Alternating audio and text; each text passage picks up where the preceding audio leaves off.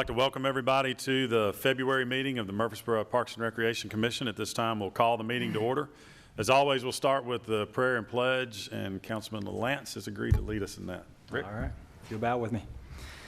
Lord, thank you for today. Thank you for all the blessings in our lives. Lord, we hope that you will help us keep our eyes on those blessings and move towards contentment. God, we hope that you'll bless our employees and our city. Hope that you'll bless us today in our decisions. Amen. Amen.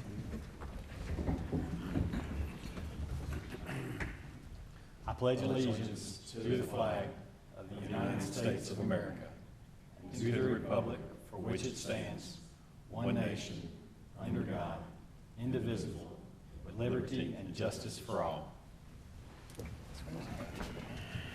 Thanks, Rick. Everybody should have received their paperwork packet earlier in the week, and that contained the minutes from our January meeting. This time, we'll address any corrections that need to be made, and if none, a motion for approval. Move approval of the minutes. Thanks, Gloria. Second. We have a motion and a second. Any other discussion? All in favor say aye. Aye. Opposed? Minutes are approved. Mitzi, thank you. Nate, I believe you have an announcement you'd like to make before we kind of kick things off here. Yes, Mr. Chairman, this is always a fun time. If I could ask Janelle Jenkins to come up to the lectern just for a second. As you know, Mr. Russell Smith, who had worked with our department for 32 years at Sportscom and then at Patterson Park as the superintendent, retired just a couple months ago. So we're excited now. We've made the selection, and Janelle Jenkins has started. She's been in the role for a little over a month as the superintendent at Patterson Park Community Center. This is a critical position, and Janelle has exceeded our high expectations already in bringing in amazing things to that facility. So I just wanted to officially introduce you to Janelle. You know her. She's been at Patterson for over 10 years, but in this capacity. So I'll give her a chance to say a few words. Thank you. First of all, thank you for the opportunity to continue to serve with the Parks and Recreation Department. I'm just excited about the continued growth of Patterson Park Community Center, and we're ready to rock. Congratulations, Janelle. Thank you. Well deserved. Thank you. Thank you.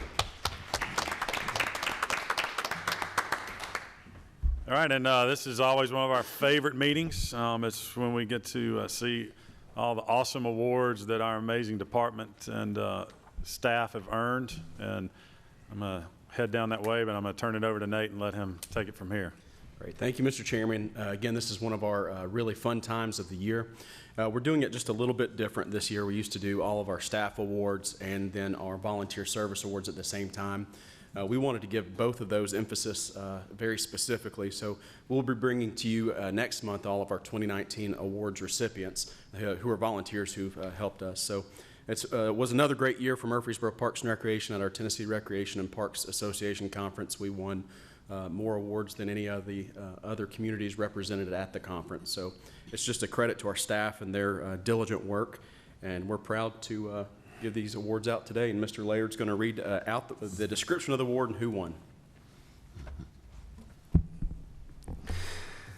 The Tennessee Recreation and Parks Association is the leading nonprofit organization for parks and recreation in Tennessee, with over 1,700 members united to strengthen those committed to the benefits of parks and recreation by supporting highly effective professionals to achieve healthy and livable communities. The Special Events Award was presented to the Programming and Recreation branch. It recognized an individual that has demonstrated innovative and creativity and inspires others to develop similar programs. The recipient of this year's Special Events Award is Kathy Harold of the Murphysboro Parks Recreation Department. Kathy is a programmer at the St. Clair Senior Center.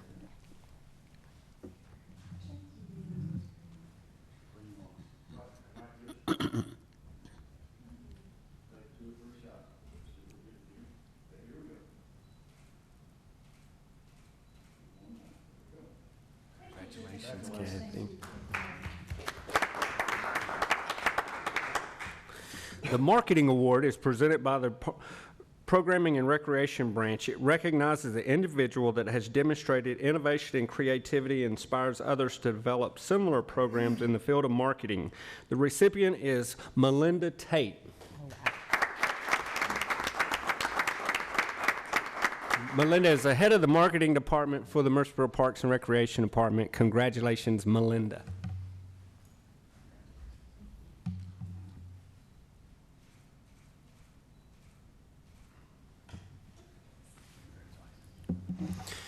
The Robert Horsley Award is presented by the Municipal County Intersection. It recognizes the individual who planned, conducted, or was responsible for the most outstanding community center program of the year. This year's recipient of the Robert Horsley Award is Priscilla Murray. Priscilla is the coordinator of youth development at the McFadden Community Center. Congratulations, Priscilla Murray.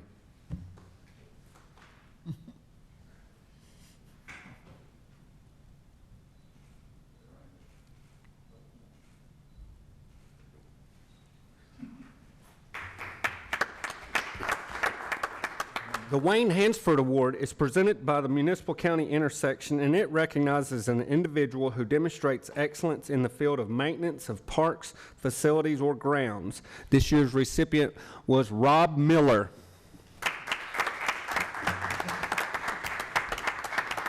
Rob is a crew leader for the Murphysboro Parks and Recreation Department. Congratulations, Rob Miller.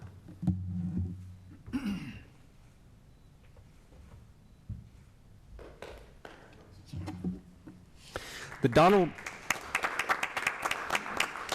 Donald H. Stanton Award is presented by the Ethnic Minority Intersection. It recognizes the community center determined to have had the best overall programs. This year's recipient is the Patterson Park Community Center.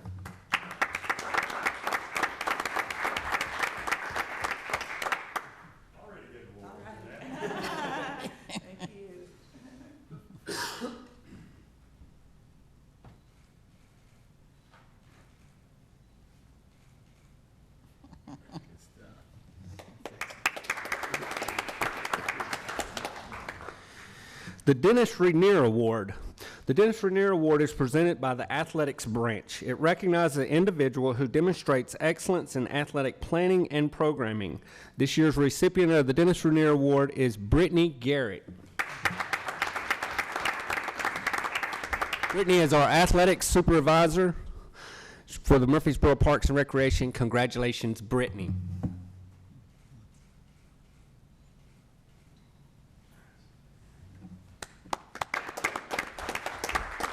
The Wellness Award. The Wellness Award is presented to the Programming and Recreation by the Programming and Recreation Branch. It recognizes an individual who focuses on physical activity, fitness and wellness programs, policies, and activities. This year's recipient is Jennifer Joins. Jennifer is a coordinator of the Recreation Department and oversees the Better Borough Project.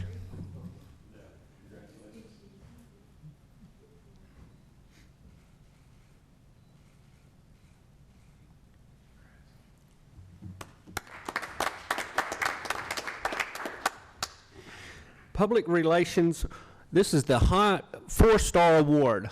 Four-star awards are the highest honor given throughout the state from the TRPA. The Public Relations Award recognizes excellence and community impact by departments.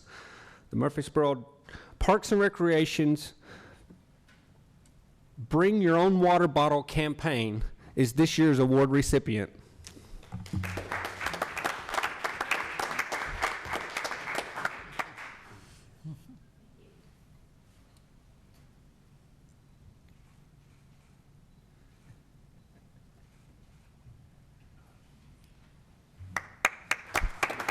Once again, congratulations to all of our award winners.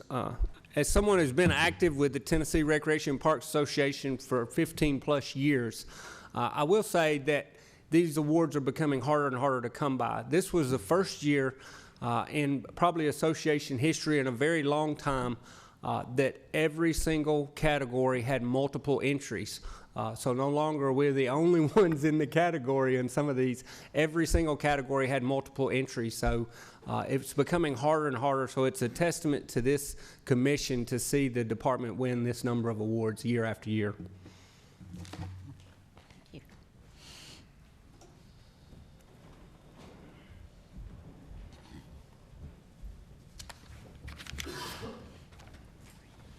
That's awesome, and the truth is Nate has to split this up because we're tired of the meeting taking like an hour and a half when we do them all at one time because you guys win so much stuff. So congratulations to everybody, and thanks for all you do. Thomas, you're staying up there, aren't you, buddy? Thomas is going to give us a recap of the BOGO special at Patterson and SportsCom. Well, as most of you know, since 2008, we have implemented the buy one, get one free special at SportsCom Patterson, and years past, we've done a 25% discount throughout the month of January. This year was a little different. We extended the buy one, get one free campaign through January and offered no discount, and so it was, we were interested to see the results. So in your packet, you have the results and the revenues generated, and just a couple of key things to note. The revenues for SportsCom looked as though they were down $1,679, which in those, for this particular campaign, those revenues were down that much.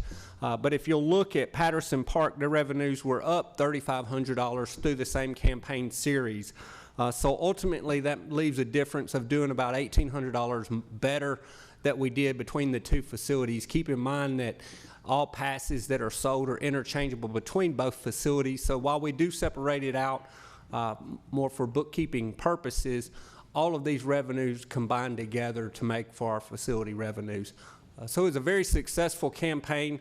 We found that extending the buy one, get one free out a little longer caught all of our New Year's resolution folks, and where they were able to take advantage of that. But we didn't see any difference in the variance between 25% off or the buy one, get one free. So we kept it very simple, and I think this will be a good guideline for future campaigns. Are there any questions on the buy one, get one free? Any questions for Thomas? Please note this is just a small example of how much we've grown. If you go back and look at 2008 at SportsCom, where we generated $123,000 through this campaign, we're at $168,000 now, or at Patterson. And if you look at SportsCom, this campaign has doubled in size from $101,000 to $212,000. So very successful within that 10-year span. Thank you. Thanks, Thomas. Brittany, you're up. Brittany Garrett's going to give us ask for approval for an adjustment to the McFadden Community Center's operating hours. Brittany, good afternoon, council members. I'm here for consideration for adjusting McFadden's hours Monday through Friday from permanently year-round from 10 to 8. Currently, we do 10 to 8, except when city schools are out, and during the summer, we do 10 to 6. So when city schools are out, we do 10 to 6, and during the summer, we do 10 to 6.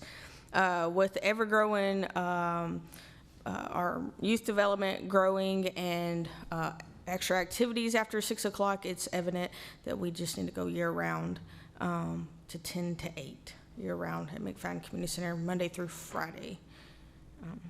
Okay, thanks, Brittany. Anybody have any questions for Brittany on this? If there are none, we need a motion for approval of this request. I move to approve. Thanks, Tim. Second. We have a motion and a second. Any other discussion? All in favor say aye. Aye. Opposed? It is approved. Thank you, guys. Thanks, Brittany. Congratulations again. Gary Arbert's with us today. Welcome, Gary. Thank you. Gary's going to, he's seeking approval for an adjustment to the Sunday operating hours at ATC, and then is going to give us a little background on the tournament participant fee. Yes, sir. Currently, during the months of October through April, the Adams Tennis Complex is open from 11 a.m. to 7 p.m. on Sundays. And during the months of May through September, we're open from 11 a.m. to 5 p.m. After staff has monitored this for about the last year, we would like to recommend that we be more consistent and open on Sundays from 11 a.m. to 6 p.m. year-round. We feel like it will better serve our customers. Okay. Any questions on this from Gary? Move for approval. Second. Motion and a second. Any other discussion? All in favor say aye. Aye. Opposed? It's approved. Now you can talk about the participant fee. Correct. So the basically how we arrived at this player fee, I know it was discussed in last month's meeting. As you know, majority of tennis complexes run their own tournaments as a source of revenue, as do we. Fortunately, our tennis complex is so nice that we have several amenities that a lot of other tennis complexes don't have, which is 32 courts on site. So we do get a large number of tournaments that request to have their tournaments with us. We started doing this probably about 4 years ago, and our first real big tournament was with the USTA. And when you make an agreement with USTA, they set that fee at $6. So that was how we arrived at the $6 player fee. It was something that we took in front of the tennis committee when it was still current, and it was something they approved. So that's how we arrived at that fee, and we just decided that it would probably be easiest to make that consistent for all sanctioned tournaments that came through. So that's kind of the back history of how we arrived at that. I know Mr. LaLance was curious of how we had arrived at that, but it was a couple of years ago that that was approved by the tennis committee. Okay. So we feel comfortable to keep that fee what it is currently. Mr. Chairman, we, since the last meeting, I know Gary and I have talked also with Thomas, and we've looked around, I think, just for the model that we have. You asked us to just take a look at that, and I think this, for right now, is working really well for us, and we'd like to stick with this model. Okay. Fair enough. Any other questions? Thanks for the update, bud. Thank you. Good to have you here. Janelle, you're back up. You're a celebrity today. Hey, did we approve that last month, or do we need to? Yeah, I think we approved it, Just waiting for hear more. and we were just, more. Okay. yeah, just getting more info Okay, I on it. couldn't Yeah. remember if we actually approved it or not. Janelle's going to give us a update on the STEAM project at Patterson. Well, once again, Commission, thank you again for supporting all of the efforts at Patterson Park Community Center. So I just want to talk to you a little bit about a new project that we've been working on since the summer of 2019. The project is called our STEAM Room. Now, it's not the type of STEAM room that you'll find at the YMCA or any fitness club.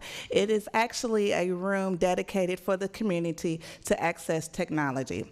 And also, the room will provide opportunities for our youth and individuals of all ages to participate in science, technology, engineering, art, and math activities. This project aligns with our Parks Department mission statement, and that is to continue to provide vibrant public spaces and inclusive programs delivered with visionary leadership and caring staff that engage the individual and strengthen the quality of life of our community.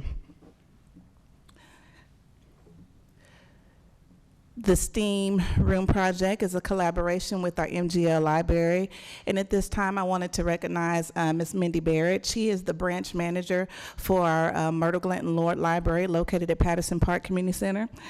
She's been a great partner with this project, and basically what we're doing is we're providing a vibrant space for the community to access technology. We've looked at an existing room, we looked at an existing room in our facility and converted that space into this technology room. In this room, we are going to provide inclusive programs, facilitate trainings, and teach STEAM-related classes for youth and adults of all ages. So here's a picture of the Studio B room. If you look at the picture in the middle, you'll notice the two double doors. Those doors lead right to the MGL library. So we just knew that this room would be the best place in the facility to have this project. As we started to look at more existing space, we noticed that we could remove our vending machines. If you look to the left, if we remove our vending machines, that could also add extra space to provide a seating area for individuals to come in and use their laptops or charge up their devices, and also plug into the Wi-Fi that's provided by the MGL library. So it created two wins for us. One win, of course, to create more space, and the second win, we took the vending machines to the front. With eliminating the vending machines, we were able to provide an opportunity for our facility to generate more revenue by selling snacks and drinks at our facility. And here's the before and after pictures.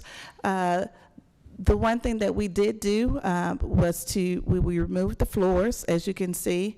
So we've added new floors to that room, and then we also painted. So basically, there were actually two things that we did to convert this space: add new flooring and also paint the walls. And you can see it's made a big difference. And here is the final project. The MGL Library is doing an awesome job with equipping the room with technology equipment. As you can see on the wall, there's a 75-screen TV there, monitor there. The library has purchased a total of 13 laptops, as well as recording studio. And here are a couple of more pictures of the final project. So we're excited to continue to evolve with this project, and we're just excited about the continued growth.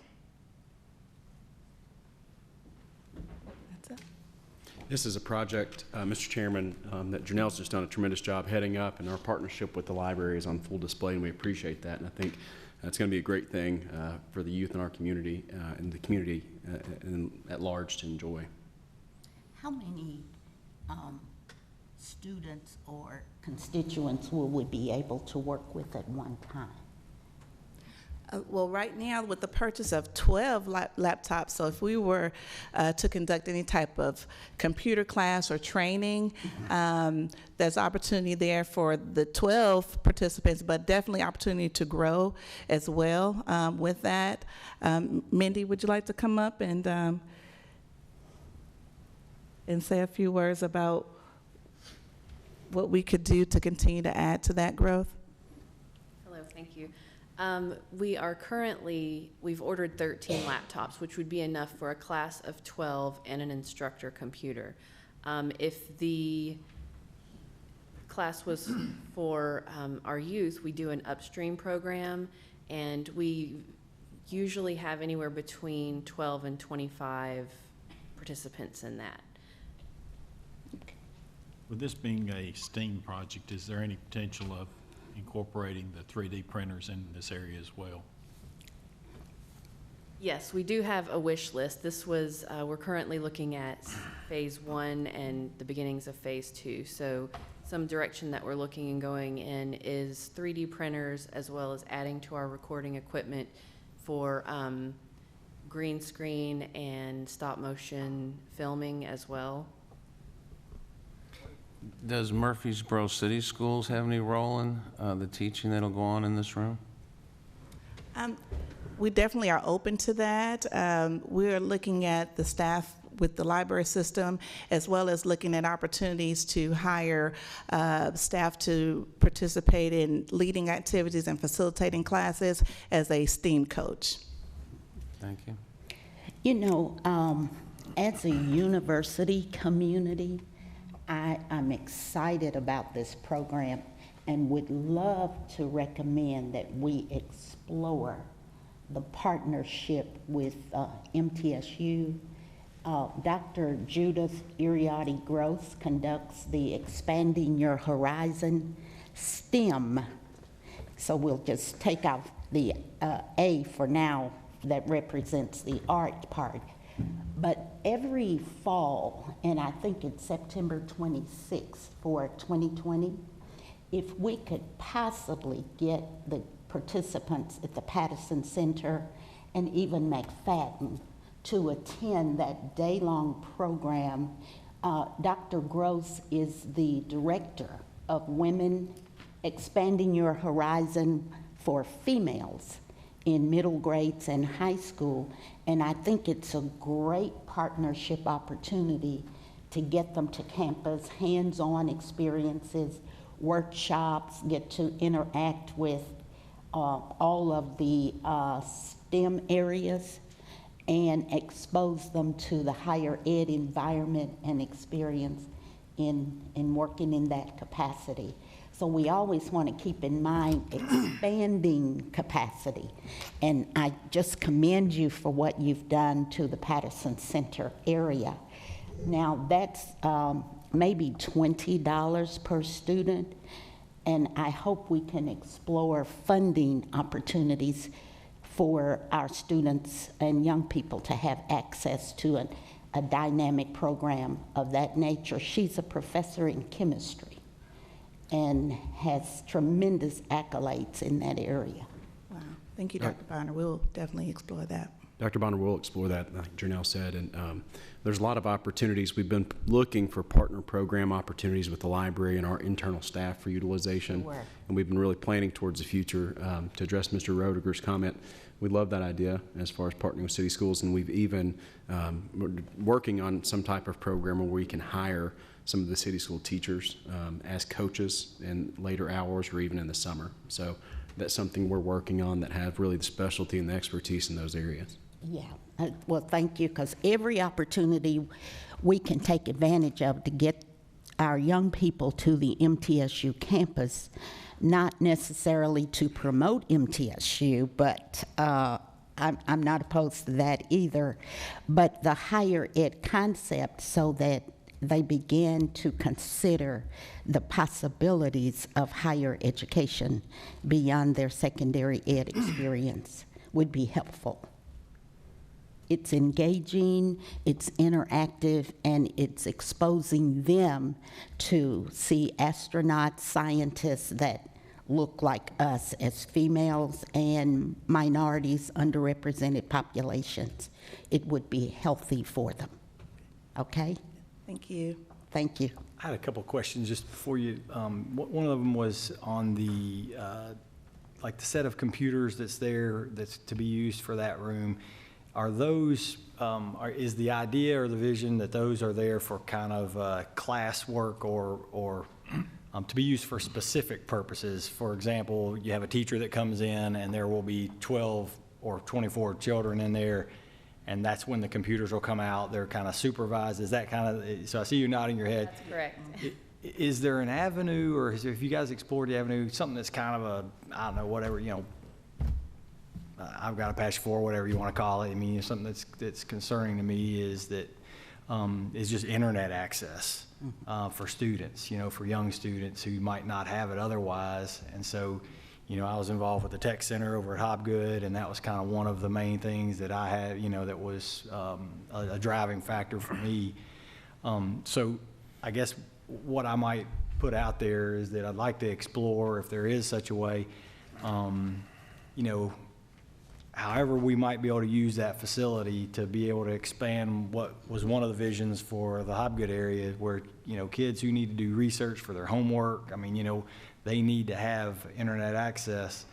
That might be a good use for some of that space. If you agree with that, I'd like to, you know, explore that one day. And we obviously, you know, there's funding issues and things like that, but you know, honestly, I just can't imagine what it would have been like for my kids to go through school. You know, my youngest is now a sophomore, and if they wouldn't have had access to just go to the internet and look up whatever, you know, I mean, whatever it was they were studying that day. So anyway, that's just an idea to think about for that space. Sorry. No, go ahead, go ahead. MGL Library does have a computer lab that is available with full access. How many? We have 9 right now. Awesome. Okay, that's more than I thought. Yeah, I thought it was probably only 3 or 4. Yes, we have 9. Okay. Well, if that's getting full, I guess the point is, Yeah. let us know, let me know, whatever, and that's something I'd be glad to explore a little bit further, okay? Right. Thank you. I like that suggestion because, see, with the tech center, there's a recording studio there, and there are also coding classes. Yes. We've got a generation of kids that we're educating in public schools for jobs that don't even exist yet. So with all the new programming like Python and others, I think that's an excellent opportunity for them to be exposed to the different coding languages at the tech center. It's a great community resource, so thank you for your support in that area. Good stuff. Any other questions, comments? Janelle, Mindy, thank y'all for being here. Great program. Very exciting. As always, Melinda will close us with a program and activity update. Melinda, welcome back. Thank you for having me here. And I may need help with some technology. Bear with me for a minute.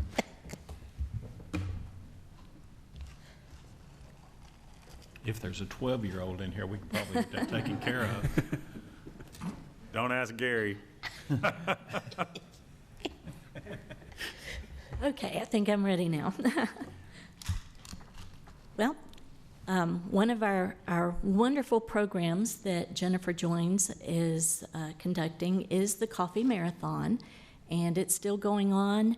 It ends March 31st, and a marathon is 26.2 miles, but this particular one is it's divided by 8 routes, so you don't have to do all 26 miles at the same time or even on the same day. You can divide it up, and there's more information about that on our website. And you can sign up for it at runsignup.com. This is something new, and it should be a lot of fun. The line dance class at Canonsburg Village. Tomorrow is a free introductory class, and then it'll be on Thursdays through March 18th. It's $10 per class, or if you sign up for all 6 classes, it's only $30. Sign me up. I'm going to hold you to that. Also at Canonsburg is a potluck lunch and learn, and this month's topic is love and laughter in the Victorian era. So admission is a potluck dish, and it's Thursday, February 19th. This month it will begin at 1 o'clock. Of course, there are a ton of things going on at the Wilderness Station and with our outdoor Murphysboro programming. Lots of activities for the kids. We've got a hike to Radnor Lake on Saturday, February 15th. You have to be at least 12 for that particular one, and anyone under 18 must be accompanied by an adult. And it's a 3-mile hike within a state park in Davidson County. But the Wilderness Station and outdoor Murphysboro, they will keep your kids busy. Pickleball is going strong. We offer it at SportsCom, Patterson Park Community Center, and McFadden Community Center. And this wonderful weather we've been having, we've had a lot of interest at the outdoor courts at Patterson. And if you've never played, it is a fun sport. It's between racquetball and badminton and wiffle ball, and I don't think any pickles are actually involved, but it's a very fun sport. St. Clair Senior Center is hosting a clinic for caregivers. This is free and open to all ages. It's Tuesdays for 6 weeks, starting February 18th from 2 p.m. to 3:30 p.m. If you want more information, contact the St. Clair Senior Center. Perform Murphysboro presents Disney's The Little Mermaid Jr. Show dates are February 13th, 14th, and 15th. And to purchase tickets, search for the Perform Murphysboro page on the Parks and Rec website. And there's a link there to click to purchase tickets. And that's murphysboroparks.com. On Saturday, February 29th, Patterson Park Community Center presents the Triumph Awards in honor of Black History Month. Our community has a long history of generating noteworthy and remarkable people that become bold and enterprising examples for each generation. Join us as we tie the connection between our community heroes to our up-and-coming leaders in their field. The event starts at 3 p.m. in the Washington Theater with a reception following. Summer camp registration begins Monday, March 2nd at 8 a.m. And many camps fill out within an hour, so we recommend having your online account ready. If you're not sure if you've got one or if you need to set one up, contact our main office, ask for Debbie at 615-890-5333. We'll set you up online. And we recommend that you do this before March 2nd, as the phone will probably be quite busy that morning. We've got a variety of summer camps scheduled. We've got several new ones. The zoologist camp, the Challenge Island Tube Camp, Polynesian Quest Camp, Super Steam Hero Camp, and the Extreme Steam Sports Edition. Those are some of our new camps, and there's something for every interest that your child may have. Of course, everything can be found in our Rec Connection program guide, and they are available at all of our facilities and at several locations around town. You can also download a PDF from the Parks and Rec website. We've got a new URL that we're excited about. It's murphysboroparks.com, and it'll make it a little easier to find instead of murphysborotn.gov/parks. That was a mouthful, so we were able to shorten it, murphysboroparks.com.